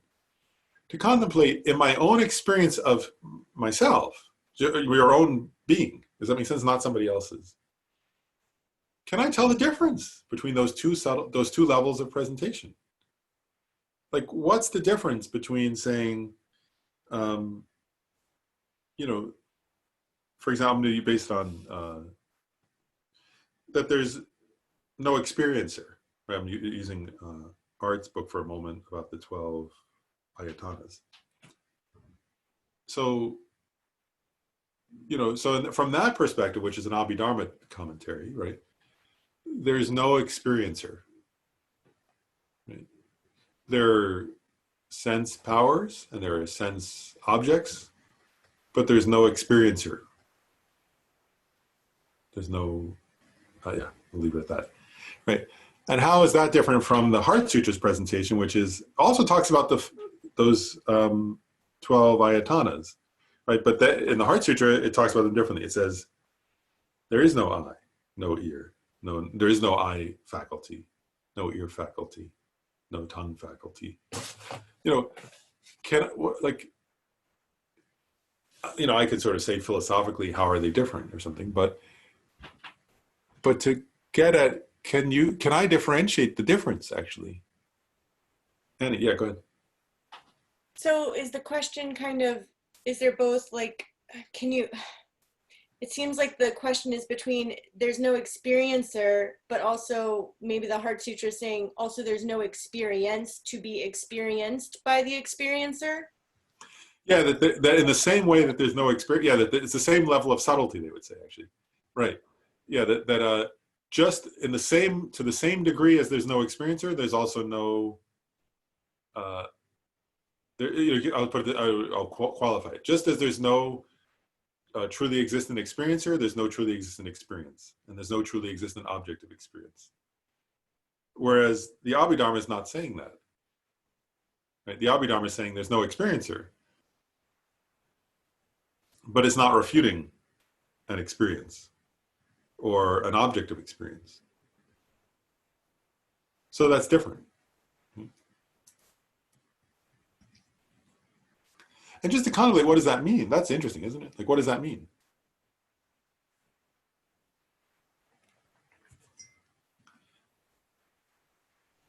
Dr. Nor, is that the function? Is that the function that you normally label the function of an object? Say what you mean. Say a little more what you mean. I'm going to make sure I understand. When you describe the function of something that we normally label, is that the same thing or no? Because in the Heart Sutra, there does not seem to be a reference that even if there's no elements, no sense objects, and no sense there's no such thing it's empty, that it's not, is it referring to any function at all within the Heart Sutra context? Yeah, no, that's an interesting question. And you're right. I mean, I want to point this out. Like, I think you're getting it. This is the kind of thing that's worth contemplating, right? Because these two systems, the Abhidharma's presentation and the Heart Sutra's presentation, they both actually would say they're talking about function, like in a way. I mean, like there was from the perspective of the Abhidharma philosopher, right? They would say, of course, like the visual form functions to be seen, it's like, and then the eye faculty serves the function of being the special empowering condition, allowing the eye consciousness to perceive form, and you need the eye faculty and the eye consciousness, for example, and then you need a form, and then through those factors, there's the what's the word? It functions. You can see, right? And they would say, so there's no experiencer, but there's an experience, right? Of those things, in a sense. But actually in the Heart Sutra, to go back, because I get where you're going, in the Heart Sutra, I'm going to go back to an earlier thing, right? Where it says,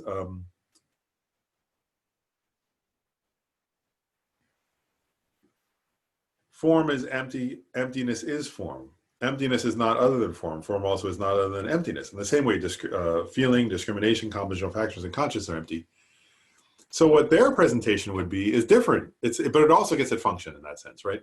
What they would say is, because of emptiness, form can function. Because of emptiness, because the they would say, because when they say no I, they don't mean literally. They're not being nihilistic, right? What they're saying is even using the faculties now, which they don't list all those in that same way, but it would have the same meaning as form is empty and emptiness is form. So they would say the I faculty is empty and emptiness is the I faculty. They would say that would apply just as easily as form. So what they would say is the reason the I faculty can, or the ear faculty or whatever, can function is because of emptiness. So they would present a different reasoning for function, if that makes sense. Like, so I like your point about function, but you can see how the Abhidharma person would give one level of explanation. It's not, they're not, I don't think they're quite mutually contradictory. They're just different levels of explanation, different levels of analysis. Like, so they would say one point, but the Heart Sutra would say because form is empty and emptiness is form, or the I faculty is empty and emptiness is the I faculty. The tongue faculty is empty and emptiness is the tongue faculty. That they would say because of emptiness, the tongue faculty can function. So it's two different ways of addressing your question about functionality, or functioning.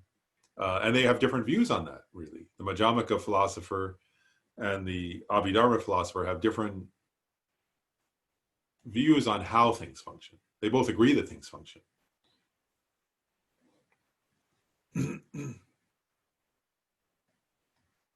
that's why, this is partly why I started. Now you can see partly why I started today with my point about if it should be uncomfortable, right? And like Ken Rinpoche's point about how did he say it? What's difficult doesn't stay difficult. In other words, that's what Ken Rinpoche was saying. Because he actually said that. He said if we want to think about emptiness, he was making that point. He said he actually what he was teaching. He said this is difficult. He started laughing. And then he said, but we need the imprints, because what's difficult doesn't stay difficult if we familiarize with it, if we immerse ourselves in it, if we contemplate it again and again. And so I hope that, my hope is that, at least for some of you, this is difficult. To go, wow, how do those two views of the same thing make sense? And what do they both mean? And, and part of the reason I'm presenting all of this and saying it all is that, if we can't understand the difference between those two, then we're not going to understand this paragraph, are we? If you can't tell the difference between, if I can't tell if we can't sort of start to feel it and sort of analyze and both intellectually understand it and start to get the gist of the difference. Because, really when it's listing these, right? No eyes, no ears, no tongue, no,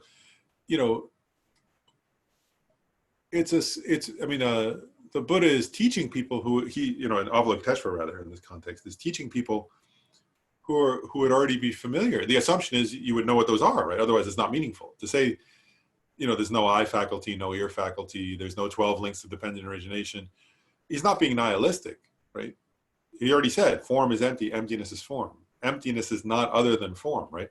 So all these things are not, like, these things exist, conventionally, right? But they don't exist in an ultimate sense, right? They're empty of any inherent nature. And so if we can't differentiate what the Abhidharma is saying, then we won't really understand from this, then we won't really understand what this is saying. Does that make some sense? Alex, your comment or question?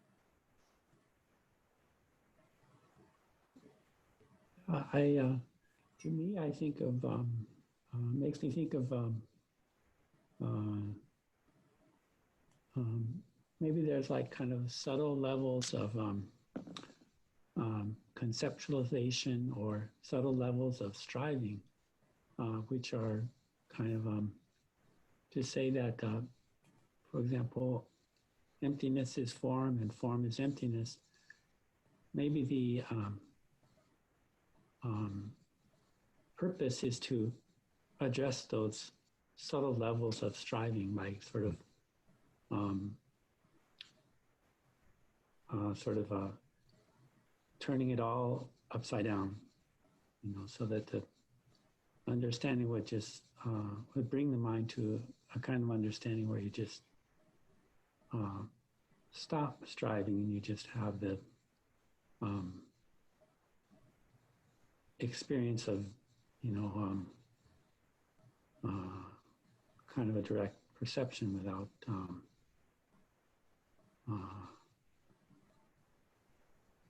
so much attachment to your own point of view.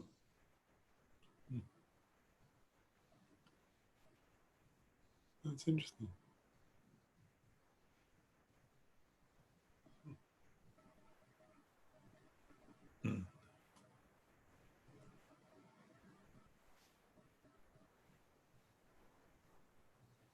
Yeah, I'm not sure.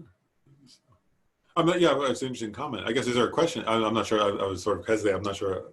Is there a question to that, or is it just a comment? Because that's a good comment. But is there a question? Or Well, I did have another comment. Is I think I have noticed a kind of a difference, like you said, in the point of view of the Theravada and Mahayana. But if you listen to certain Theravada teachers, which are very experienced, I don't see a difference. in terms of, you mean you don't see a difference in terms of the teaching on selflessness, or in terms of the motivation, or in terms of the focus on? I think people say it keeps a more, in the Theravada, they keep a more dualistic point of view for a while. But I think ultimately I don't see a difference. That makes sense. Well, actually, I will make one quick comment just for what it's worth, is that Madhyamaka philosophers, actually, so Prasangika, particularly Prasangika Madhyamaka, so that, which is what the presentation that we're sort of emphasizing in our approach to the Heart Sutra, they actually say that arhats, like an actual arhat, say, so a person who achieves the resultant state of the Theravada tradition, realizes the same emptiness that a bodhisattva realizes. Their view is that there's no difference. And they say, otherwise the person's not an arhat because they haven't seen reality. So they say there's only one reality, which is that things lack intrinsic existence. And so they would say all the arhats that have ever existed and all the Pratyeka Buddhas who ever existed realized that same selflessness, emptiness that the Buddha realized. There are differences in the Buddha's motivation and their motivation in terms of bodhicitta, but in terms of the realization of emptiness, it's the same in their view. And I guess one thing that's different, just to point out, is that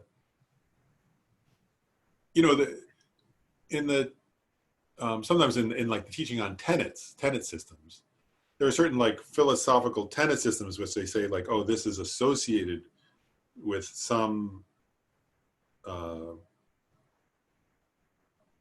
philosophers or some practitioners of the Pali tradition or something. And that's true, it seems. I mean, historically there were some who presented certain, but the Madhyamaka view would be that just because someone is practicing the Theravada tradition doesn't mean they didn't realize the Madhyamaka view of emptiness. So that would sort of, that's a, like Chandrakirti would say, everyone who ever achieved arhatship realized the same view as taught by Nagarjuna, would be his position. Otherwise, they're not an arhat because they didn't see reality. So that's his view anyway. So that would kind of be consistent with your experience, maybe. Well, it's also true that I've listened to a few talks recently, and I heard Robert Thurman's call the Theravada tradition dualistic Buddhism. Huh. Yeah, I think it's an important distinction that, like, it depends on I actually think, I'll just share my own opinion, which is, it depends upon, let's see if I say this right, like, he may be getting at a point which is like, there are, like, so like, for example, let's say, for example, actually, I'll say this, like it's a good way to put it. Like, so the Abhidharma that I'm quoting, for example, right? This Abhidharma text, which is by Vasubandhu, who was actually, he was, at one point, he rejected the Mahayana, then later he embraced the Mahayana. He had very different philosophical positions. Actually, yeah, it's a couple minutes. I'll just say this. Like, this is one thing I love about Vasubandhu, actually. I think he's so cool in the sense that he was like this very intellectually honest person. You could tell. I mean, I don't know expert on Vasubandhu, but in the sense that he held very strongly to a certain position of what he thought was true about reality. And then if somebody proved him wrong, he gave up that position and said, I was wrong. And he changed. There was a point in his life when he was following the vehicle of individual liberation, and he held a position that was, they call philosophically, was the Swatantrika position. And then his brother, a Sangha came who had realized had very high realizations and had visions of Maitreya, and he disagreed with it. His older brother disagreed with him, and eventually Vasubandhu changed. He said, I was wrong. I changed my position now. And he switched his philosophical position. But he wouldn't switch unless he totally saw the truth of something, which I just think that's really cool, that he was sort of very honest, and he could admit when he would hold strongly and argue for something, which is great. But then when he was wrong, he would also say, I think, in the world today, we need more of that from all of us, is the ability to sort of, hold to our position and argue for it, but also admit when we're mistaken and then shift. That's a really good trait for human beings, I think. So I think Vasubandhu had that. But my point is that when Vasubandhu wrote some books from a position of what we call in tenets, we call it a Sautantrika philosophical position. And the Sautantrika philosophical position is dualistic. I don't even think they would say they're not dualistic, actually. Like, whereas, they're not aiming for a non-dualism. That's not what they emphasize in a way. So I guess what I would think, I don't know, I didn't see that particular talk, but I guess what I would suggest is that, for sure it's true historically. Vasubandhu is an example that there are some followers of certain Theravadan traditions who really did hold a position that was not aiming at non-dualism. That doesn't mean all philosophers and all meditators of those traditions follow those. So what I think maybe Bob Thurman may have been referring, if he said that, may have been referring to the philosophers who hold this Sautantrika position, and which Madhyamikas call those philosophers realists, that they kind of hold on to things as being real, as certain entities as being real in an intrinsic sense. And so some Theravadan philosophers would even say they believe in a certain kind of dualistic existence of things, but they don't believe in a unitary, independent self, permanent self. That they don't believe in. And so, but that, I guess, getting to your point, Alex, that doesn't mean that all philosophers or all meditators, or all practitioners who actually practice those traditions have that belief. It's just, so I think Bob Thurman may have been referring to particular people who hold a certain philosophical view, which would be correct. They are dualistic from a Madhyamika perspective. But that doesn't mean that all actual human beings who practice in a certain tradition hold that philosophical position or meditate in that way. Does that kind of make sense? Yeah, I think that got the impression that it may be sort of consistent with different traditions not to sort of speak about certain things but it's better will suffice just to explain the basics, and in another tradition it would be very important to explain different aspects of the teachings very, very clearly. Yeah, and that's why I think actually, like, to me, one thing that's very useful is to say, actually, and the Tibetan monks are very good at this. I'll just say that, like, they're quite good at really carefully, actually saying, like, okay, this text by Vasubandhu is being presented from this philosophical position. And then you can say, what the strengths are of that position, and even argue against that position. Say, oh, these are the faults of that position. This is, from a Madhyamika perspective, this position is incorrect for these reasons. But then you're not, you're talking about a specific text from a specific tradition. In this case, Vasubandhu, who they love and adore. Tibetans love. And but yeah, to talk about, I guess I agree that it would be troubling to talk about, like, say, I don't know how to say it the right way. That doesn't mean that everybody who practices would follow from a certain culture or a certain monastery or certain, follows Vasubandhu's position on that particular issue. Some do, and some may, and some may not. So I think also it's useful to be more maybe precise or something like that. I'm not sure I always am, but it's good to be.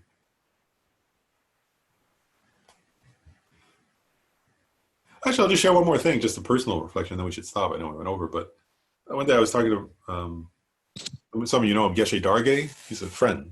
He was lives in Connecticut now. He's a geshe from Sarah May Monastery.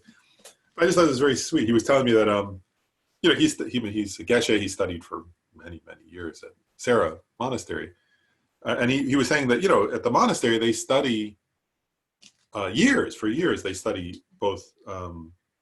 They study all the different teachings from all the different vehicles and all the different traditions, and so they study the monastic codes of conduct, the what's it called, Vinaya. They study the Abhidharma for years, which is what we're talking about, the Abhidharma today. And they study Madhyamaka, and they study anyway. But he was telling me that one time he took time away from Connecticut, and he would go to India, back to the monastery. But then where was it? He said he went to a different country. I think it was maybe Thailand or something. But he went to stay at a Theravadan monastery because he wanted to talk to the monks and sort of compare. He was like, well, I studied, he was like, I studied what you guys studied also. I mean, I'm Tibetan, and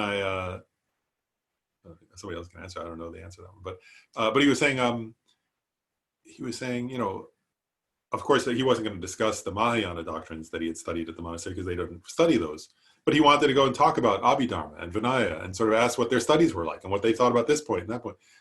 And he was saying, like, it was really fun to talk to them about those things and sort of compare notes and see what their philosophical positions were. And I thought that was really cool that he did that. He said he wanted to go back. He made some good friends, and he wanted to go back and hang out with them more and sort of compare experiences, which I thought was great. So I think that, I thought that was really cool that he was doing that. But I know we went over a little bit, and we have to dedicate. I just want to double check. We always do this announcement of the next class. So the next class should be when? Not next week. Okay, so in 2 weeks, on the 26th. But we should do the verse of dedication. So the supreme jewel bodhicitta, where it has not arisen, may it arise and grow. Where it has risen, may it not decrease, but increase more and more. In the snowy mountain paradise, you the source of good and happiness, all-powerful Chenrezig Tenzin Gyatso, please remain until samsara ends. Well, thanks, everyone. I know these are difficult. This is like, we're getting into like difficult, I mean, Madhyamaka is a difficult topic, but, especially comparing these different positions is difficult, but I hope it's useful, because at least to kind of cover a basic of what are the dhatus and the, otherwise it's hard to, a lot of times people just sort of go through that paragraph very quickly, but I just thought, so next time I'll be open if you want to have questions about that, and then we'll cover I said we would cover that too, so people said they wanted to hear it, so we'll do the 12 links of dependent origination a little bit next time, and just talk about that a bit, and then, yeah. Dr. Lauren, what was the book by Art Engel, if you don't mind? Art's book is called The Inner Science of Buddhist Practice. Okay, thank you. Yeah, and I'm not suggesting you have to read it. It's a long book, and it's good, a very good book. But it's a really he's talking about these topics. It's not on the whole Abhidharma. It's talking about the 5 aggregates and these topics, the 12 bases. The 12 he calls them bases, 12 bases. But he covers a lot of detail about Art's Art. That's one thing about Art. He's really very, very precise person. Much more than me. You'll notice sometimes I was like regret that. Even today, as I'm finishing up, I'm going, oh wow, I was a little imprecise at certain points in what I was saying. And one thing Art sometimes translates for Khyentse Rinpoche. He has his books are also like that. He did a book recently by Gyume Khyentse Rinpoche's, using Gyume Khyentse Rinpoche's commentary on Guya Samaja. And oh my goodness, the level of detail and precision. His footnotes are like pages long. I mean, he's really an amazing, like, detailed scholar. And sometimes when I was even looking at his book, I was like, oh, I'm being very imprecise sometimes in what I'm saying today. I was realizing because he's very, very careful in every word, and I'm sometimes not as, so I apologize for that, actually. Sometimes being a little imprecise and careless, but he's very, very careful. He doesn't do that. So anyway, yeah, it's a good book. Thanks, everyone. Hope you have a good 2 weeks. Thank you, Lauren. Thank you. Thank you, Lauren.